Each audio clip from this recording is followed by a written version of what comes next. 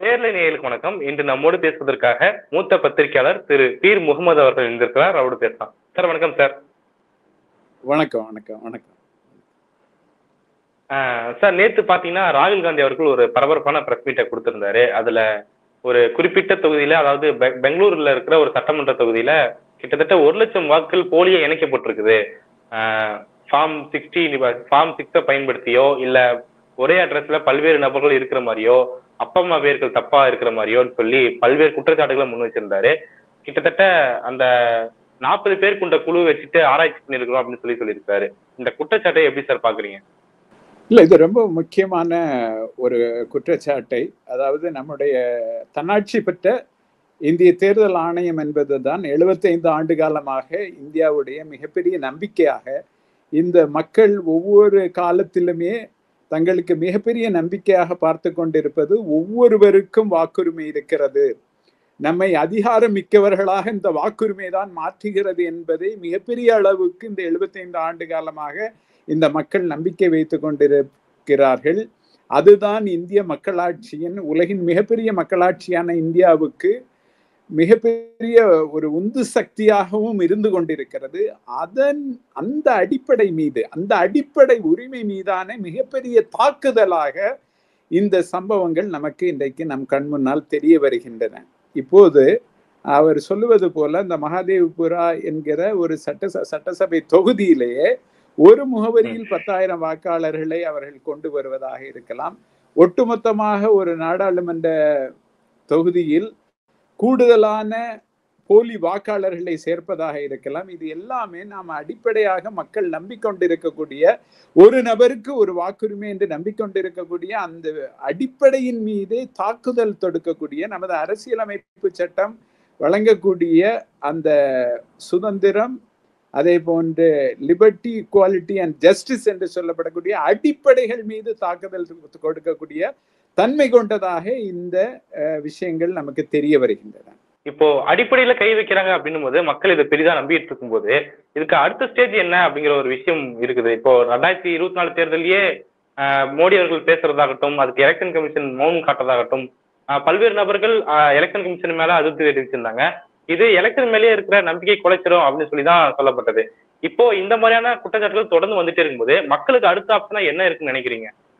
இல்ல, மக்களுக்கு ஒரு பெரிய நம்பிக்கை. அதாவது இந்தியாவுடைய எதிர்கட்சி தலைவரான ராகுல் காந்தி அவர்கள் தைரியமாக இதை முழுக்க ஆராய்ச்சி செய்து, ஒரு 6 மாதங்கள் 40 பேர் கொண்ட குழுவை கொண்டு ஆராய்ச்சி செய்து, இதை யாருமே கண்காணித்து விடக்கூடாது, இதை யாருமே ஆராய்ந்து விடக்கூடாது, இதை யாருமே பகுப்பாய்வு செய்து விடக்கூடாது என்பதற்காக இதுவரைக்கும் ஒரு சாஃப்ட் காப்பியை கூட இந்த ஓட்டர் ரோல்ஸை தேர்தல் ஆணையம் கொடுத்ததில்லை. ஏனென்றால் இது சாஃப்ட் காப்பி கொடுத்தால், நீங்க அது மெஷின் ரீடபிள் ஃபார்மேட்ல இருந்தால் நீங்கள் அதை ஆராய்ச்சி செய்து பகுப்பாய்வு செய்து அதில் இருக்கக்கூடிய பிழைகளை உடனே கண்டுபிடித்து விடுவீர்கள் என்பதற்காக இதை முழுமையாக மறைத்து கொண்டிருந்தது தேர்தல் ஆணையம்.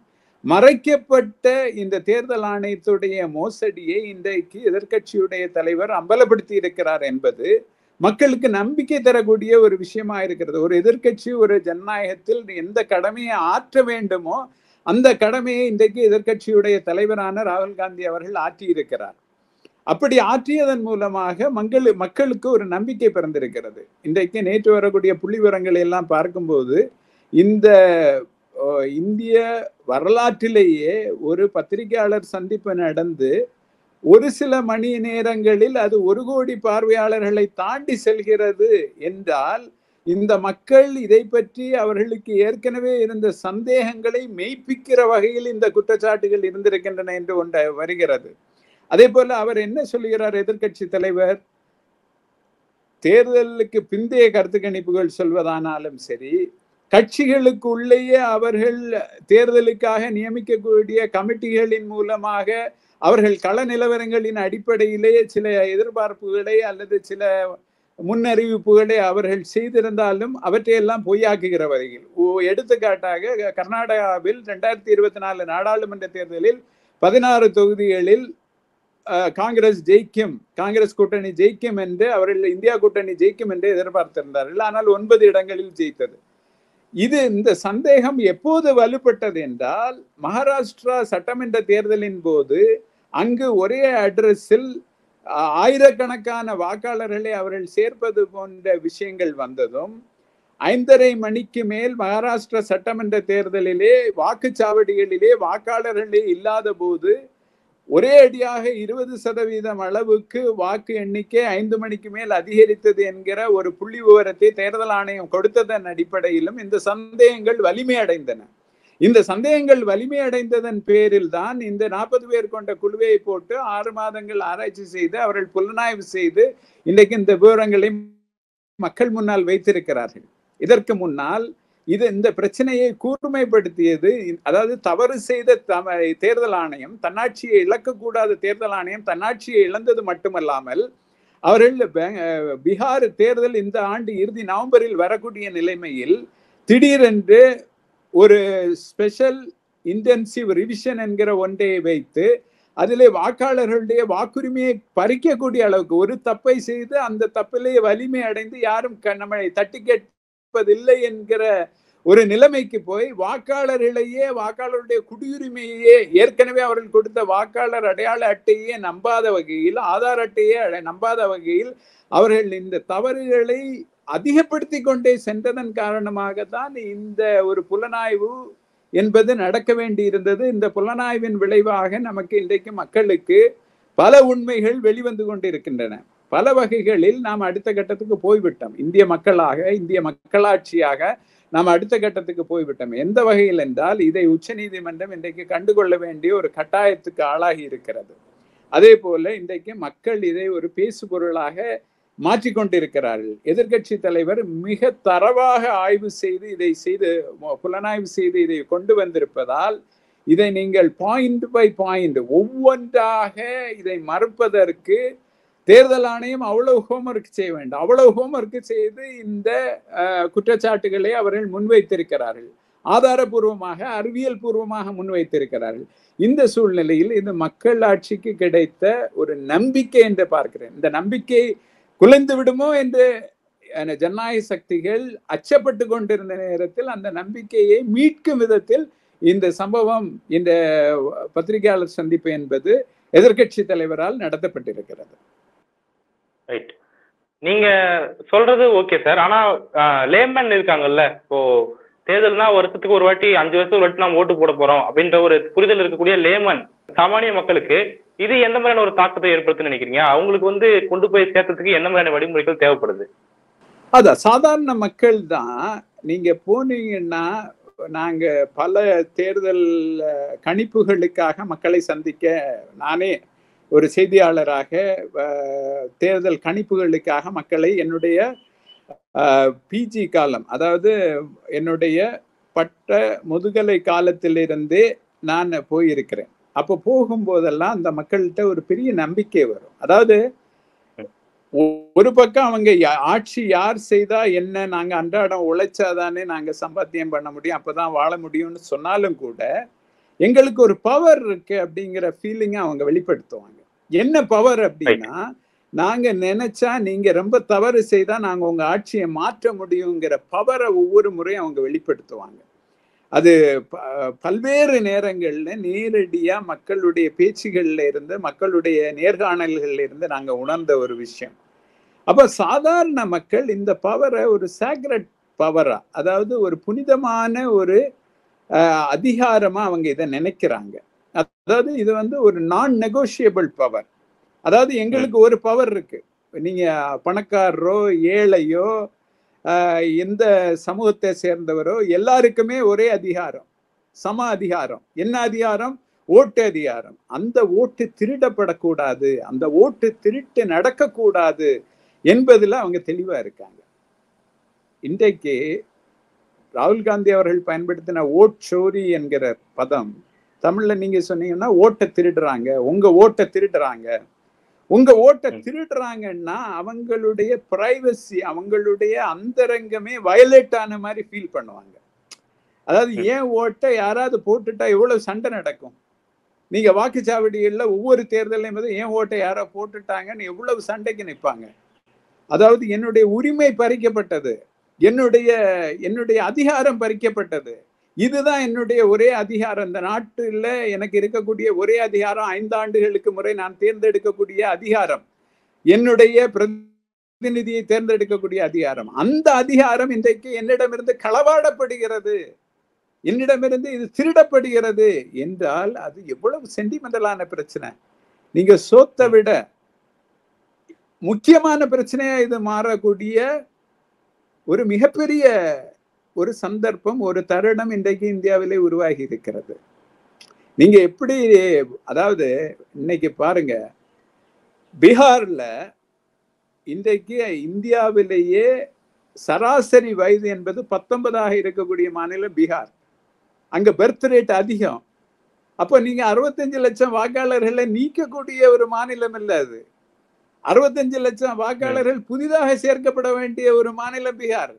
அங்க நீங்க 65 லட்சம் வாக்காளர்களை நீக்குகிறீர்கள். அவர்கள் பெரும்பாலும் பெண்களாக இருக்கிறார்கள், பெரும்பாலும் சிறுபான்மை சமூகத்தவராக இருக்கிறார்கள் என்றால் நீங்கள் இங்கு மக்களுடைய அடிப்படை அதிகாரத்தை பறிக்கிறீர்கள். இந்த அடிப்படை அதிகாரம் பறிக்கப்படுவது என்பதை மக்கள் தங்கள் உணர்வு ரீதியான பிரச்சனையாக, உணர்வெழுச்சி மிக்க பிரச்சனையாக பார்ப்பார்கள். சோத்துக்கு அடுத்தபடியாக அல்லது சோத்தை விட மிக முக்கியமான பிரச்சனையாக பார்ப்பார்கள். இது சாதாரண மக்களிடம் மிகப்பெரிய தாக்கத்தை உண்டு பண்ணி இருக்கிறது. ஏனென்றால் நான் சொல்லக்கூடிய அந்த வீடியோ இவ்வளவு பேரால் பார்க்கப்பட்டிருக்கிறது. இந்தியாவிலேயே அதிகமாக பார்க்கப்பட்ட ஒரு பிரஸ் கான்ஃபரன்ஸ் என்கிற ரெக்கார்டு சாதாரணமாக உருவானதல்ல. மக்கள் தங்களுடைய வாக்குகள் பத்திரமாக இருக்கிறதா என்பதை பற்றி கவலையோடும் அக்கறையோடு எப்படி தங்களுடைய உணவை பற்றி அவர்கள் கவலை கொள்கிறார்களோ, எப்படி உறைவிடத்தை பற்றி கவலை கொள்கிறார்களோ, அதே போல அதே தீவிரத்தோடு அதே ஆதங்கத்தோடு அவர்கள் அதே உணர்வெழுச்சியோடு தங்களுடைய ஓட்டு திருடப்படுகிறது என்றால் அதை கடுமையாக எதிர்ப்பதற்கு மக்கள் என்றைக்குமே தயாராக இருப்பார்கள் என்பதுதான் நாம் களத்தில் கண்டது. ஏனென்றால் இந்த மக்களாட்சி என்பது சாதாரண மக்களால் கட்டப்படுவது. சாதாரண மக்கள் எல்லோருமே அதிகாரம் மிக்கவர்கள் தங்களிடமிருந்து எதை பறித்து கொண்டாலும் தேர்தல் வரும்போது உன்னை வைத்துக் கொள்கிறேன், உன்னை பார்த்து கொள்கிறேன் என்று அவர்கள் ஒரு வஞ்சினத்தோடு காத்து கொண்டிருப்பார்கள். 5 ஆண்டுகள் காத்து கொண்டிருப்பார்கள். ஒவ்வொரு ஆட்சி மாற்றமும் அப்படிதான் நிகழ்கிறது. 1967 அண்ணா தலைமையில் ஏற்பட்ட மிகப்பெரிய புரட்சிகரமான தமிழ்நாட்டு ஆட்சி மாற்றம் எப்படி நடந்தது? அந்த மக்களிடமிருந்து, சாதாரண மக்களிடமிருந்து நடந்தது. அந்த வாக்குரிமையால் நடந்த அந்த ஒற்றை விரல் புரட்சி தான் அது. அந்த ஒற்றை விரல் புரட்சிக்கு என்றைக்குமே ஒரு முகாந்திரம் இருந்தால் அந்த முகாந்திரத்துக்கான அந்த வாக்குரிமை என்கிற அதிகாரம் தங்களிடம் இருக்க வேண்டும் என்று ஒவ்வொரு குடிமக்களும் விரும்புகிறார்கள். அதன் மீது கை வைத்தால் நீங்கள் மிகப்பெரிய தவறை செய்கிறீர்கள். தேர்தல் ஆணையம் ஒரு கட்சியோடு சேர்ந்து கொண்டு, ஒரு ஆளுங்கட்சியோடு சேர்ந்து கொண்டு செயல்படுவது என்பது இந்திய அரசியலமைப்பு சட்டத்துக்கு விரோதமானது என்கிற ஒரு செய்தி மிக எளிமையான செய்தி. அதை பற்றி சாதாரண மக்கள் மற்ற எல்லாரை விடவும், ஒரு பணக்காரரை விடவும், ஒரு ஏழை எளிய மக்கள் இதை பற்றி கூடுதலாக கவலைப்படுவார்கள் என்பதுதான் உண்மை. இப்போ இந்த பிரச்சனை தொடர்பா எலெக்ஷன் கமிஷன் ரியாக்ஷன் எப்படி பாக்குறீங்க? அவங்க ராகுல் காந்தி கிட்ட நீங்க உறுதிமொழி எடுத்துக்கணும், நீங்க கையெழுத்து இடணும் அப்படின்னு சொல்லி எல்லாம் கேட்டிருக்கிறாங்க. நீங்க நீதிமன்றத்துல போயிட்டு எலெக்ஷன் பெட்டிஷனா போட வேண்டியது தானே அப்படின்னு சொல்லி எல்லாம் கேட்கறாங்க. இந்த ரியாக்ஷன் எப்படி பாக்குறீங்க? இல்ல தேர்தல் ஆணையம் ஏற்கனவே ஒரு உச்ச நீதிமன்றத்துடைய தலைமை நீதிபதி, நாட்டுடைய பிரதமர், எதிர்கட்சி தலைவர் 3 பேரும் சேர்ந்துதான் தலைமை தேர்தல் ஆணையரை நியமிக்க வேண்டும் என்பது நமக்கு இன்றைக்கு இருக்கக்கூடிய நீண்ட காலமாக இருந்த சட்டம். அதை நரேந்திர மோடி அவர்கள் தலைமையிலான அரசு, பிரதம மந்திரி, அவரால் தேர்ந்தெடுக்கப்படக்கூடிய ஒரு மந்திரி, ஒரு கேபினட் மினிஸ்டர், இப்போது அது அமித்ஷா இருக்கிறார், இன்னொன்று எதிர்கட்சி தலைவர், 3 பேரும் சேர்ந்து தேர்தல் ஆணையரை நியமிக்கலாம் என்று உச்ச நீதிமன்றத்தை அதில் வெளியே வைத்தது என்பதே இந்த முறைகேடுகளுக்கான, இந்த மோசடிகளுக்கான தொடக்கம் என்பதுதான் இன்றைக்கு அம்பலப்பட்டு வருகிறது. இதை கடுமையாக இந்தியா கூட்டணி கட்சிகள் எதிர்த்து வந்தன. சுகுமார் சென், நம்முடைய முதல் தலைமை தேர்தல் ஆணையர், first chief election commissioner of India, அவர் என்ன சொன்னாருன்னா, இந்த நாட்டில் அதிகப்படியான மக்களை நீங்கள் வாக்காளர் பட்டியலில் சேர்த்து கொண்டே இருக்க வேண்டும். அப்போதுதான் இந்த ஜனநாயகம் முன்னேறும். நம்ம தான் உலகத்திலே மிகப்பெரிய மக்களாட்சியாக இருக்கிறோம். இந்த மக்களாட்சி மீதான நம்பிக்கை பெருகும்.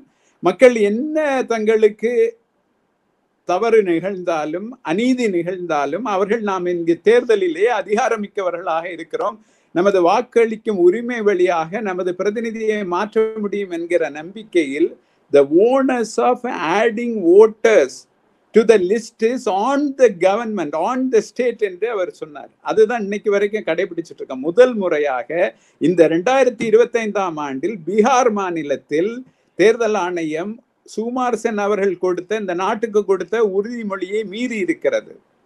அதைதான் உச்ச நீதிமன்றம் சொல்லி இருக்கிறது, உங்கள் வேலை மாஸ் இன்க்ளூஷன் ஆஃப் ஓட்டர்ஸ், அதிகப்படியான மக்களை வாக்காளர்களாக சேர்ப்பது உங்க வேலை.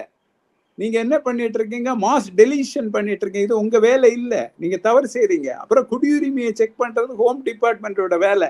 எலெக்ஷன் கமிஷன் ஆஃப் இந்தியாவுடைய வேலை பழைய எப்பிக்கை வச்சு, பழைய எலக்டர்ஸ் போட்டோ ஐடென்டிட்டி கார்டை வச்சு, ஆதார் கார்டை வச்சு ஆட்களை சேர்க்கறது தான் உங்க வேலையை தவிர அதை மீறி போயிட்டு இருக்கீங்க. அப்போ ஒரு மரபை, 75 ஆண்டு கால மரபை, இந்த மக்களாட்சி மரபை மீறக்கூடிய அந்த தன்மையானது இன்றைக்கு எலெக்ஷன் கமிஷன் மிக தெளிவாக பிஜேபியோடு ஒரு கூட்டுறவில் இருக்கிறது, ஒரு தவறான ஒரு உறவில் இருக்கிறது, இது ஒரு கள்ள உறவாக இருக்கிறது, நெக்சஸ் என்று ஆங்கிலத்தில் குறிப்பிடுவார்கள். இது ஒரு பொய் உறவாக இருக்கிறது, அரசியல் அமைப்பு சட்டத்தின் அடிப்படைகளுக்கு எதிரான உறவாக இருக்கிறது, தகாத உறவாக இருக்கிறது என்பதைத்தான் இன்றைக்கு எதிர்க்கட்சியுடைய தலைவர் சுட்டிக்காட்டி இருக்கிறார். இந்த தகாத உறவை தடுக்க வேண்டிய பணி என்பது உச்சநீதிமன்றத்தின் கையில் இருக்கிறது, மக்களாகிய நம் கையில் இருக்கிறது. அதை நாம் செய்யத்தான் போகிறோம். இந்த தேர்தல் ஆணையம் சீர்திருத்தப்படும், தன்னாட்சி பெற்ற ஒரு அமைப்பாக அது மாற்றப்படும். அது மாற்றுவதன் மூலமாக இந்திய ஜனநாயகத்துடைய புனிதத்தன்மை மீட்கப்படும். அதற்கான ஒரு போர், ஒரு யுத்தம் இன்றைக்கு தொடங்கி இருக்கிறது. அதைத்தான் நான் பார்த்து கொண்டிருக்கிறோம். தேர்தல் ஆணையம் இன்றைக்கு என்ன சப்பை கட்டு கட்டினாலும் அது மக்களுடைய திருப்தியை பெறக்கூடிய சப்பைக்கட்டாக இருக்க போவதில்லை என்பது நமக்கு திண்ணமாக தெரிகிறது. மக்கள் இந்த எதிர்ப்பை எந்தெந்த வழிகளில் காட்டினா அது சரியான முறையில போகும்னு நினைக்கிறீங்க? ஏன்னா எதிர்ப்பை காட்டுறது அப்படிங்கிறது மக்களுக்கு இருக்கக்கூடிய ஒரே ஆப்ஷன்னா அது வாக்கு மட்டும்தான். அந்த வாக்கே பறிக்கப்படும் போது மக்களுக்கு வேற ஆப்ஷன் என்ன இருக்கு? எந்த வழியில போராடினா இது தேர்தல் ஆணையத்துக்கு ஒரு கடிவாளமா அமைன்னு நினைக்கிறீங்க? இல்ல, மக்கள் இன்றைக்கு பிரசாந்த் பூஷன் அவர்கள் சொல்லி இருக்கிறார், மக்கள் வீதிகளில் போராட வேண்டும் என்று உச்ச நீதிமன்றத்துடைய மிக மூத்த வழக்குரைஞரான பிரசாந்த் பூஷன் சொல்லியிருக்க. இப்ப உங்க ஓட்டு திருடப்படுகிறது, உங்களுடைய அடிப்படை அதிகாரமே உங்களிடமிருந்து பறிக்கப்படுகிறது என்று உங்களுக்கு இன்றைக்கு ஆதாரங்களோடு அறிவியல் பூர்வமாக எதிர்கட்சி தலைவர் இன்றைக்கு நிரூபித்து விட்டார். இனி எதற்காக காத்திருக்கிறேன், வீதிக்கு போராடுங்கள் என்று. மக்களை பொறுத்த வரைக்கும் வீதிக்கு போராடுவது என்பது ஒரு வழிமுறை. அதாவது அது மட்டுமே இறுதியான வழிமுறை இல்லை. மக்களுடைய கிளர்ச்சி என்பது, மக்களுடைய வீதிக்கு போராடுவது என்பது ஒரு வழிமுறை.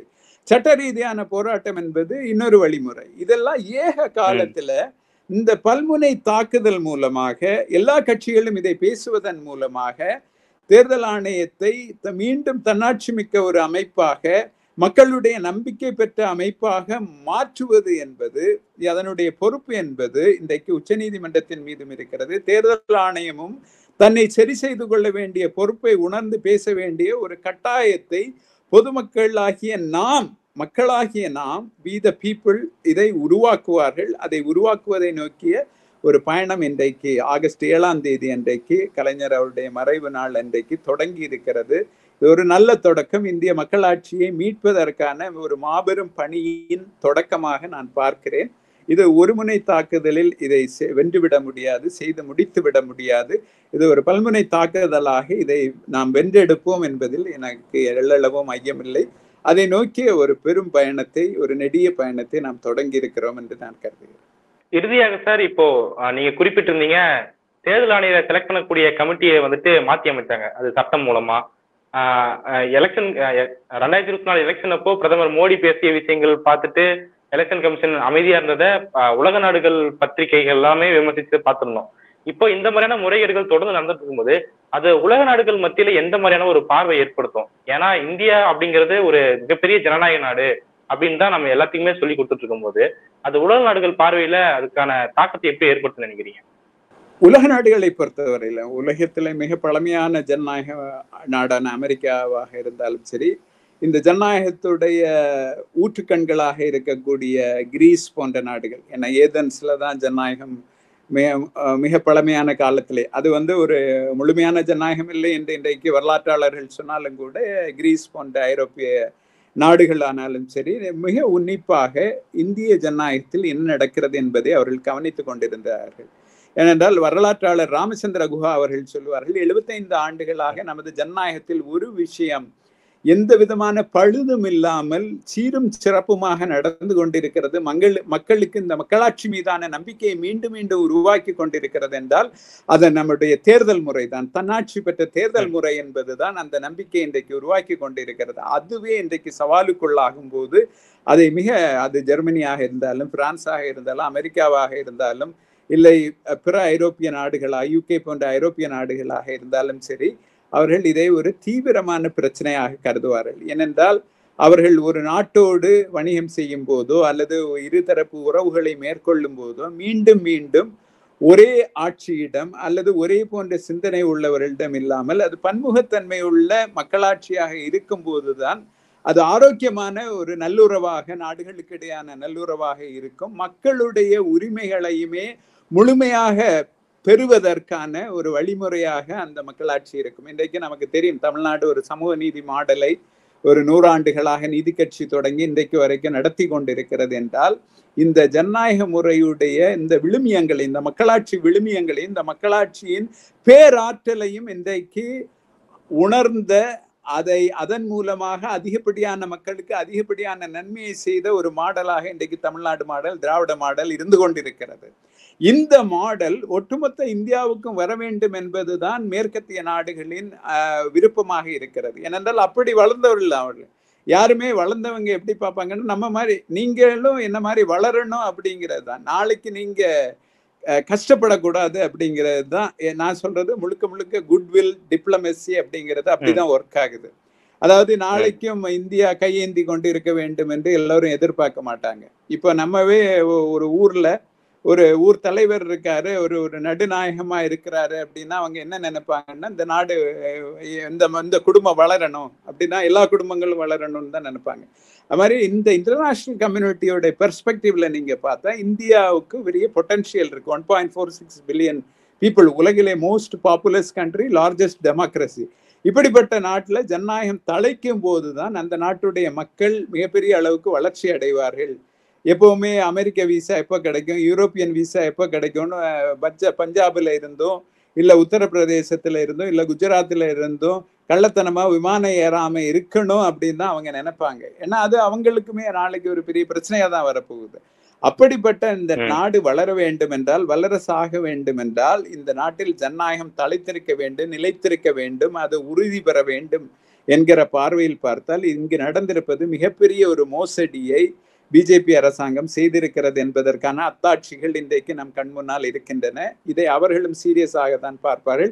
இதை எப்படி இந்த நாட்டு மக்கள் சரி செய்கிறார்கள், இந்த நாட்டுடைய எதிர்கட்சியான காங்கிரஸ் கட்சி இன்றைக்கு எப்படி அதை சரி செய்ய போகிறது, இந்தியா கூட்டணி அதை எப்படி சரி செய்ய போகிறது என்று உலகமே பார்த்து கொண்டிருக்கிறது.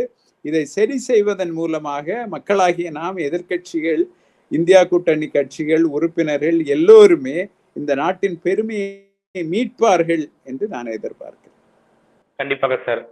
பல முக்கியமான விஷயங்களை பகிர்ந்துட்டீங்க. குறிப்பா ஜனநாயகம் குறித்தும், தேர்தல் குறித்தும், அதன் மேல மக்கள் வச்சிருக்கிற நம்பிக்கை குறித்தும் பல்வேறு விஷயங்களை பகிர்ந்துட்டீங்க சார். மிக்க நன்றி. நன்றி. வணக்கம்.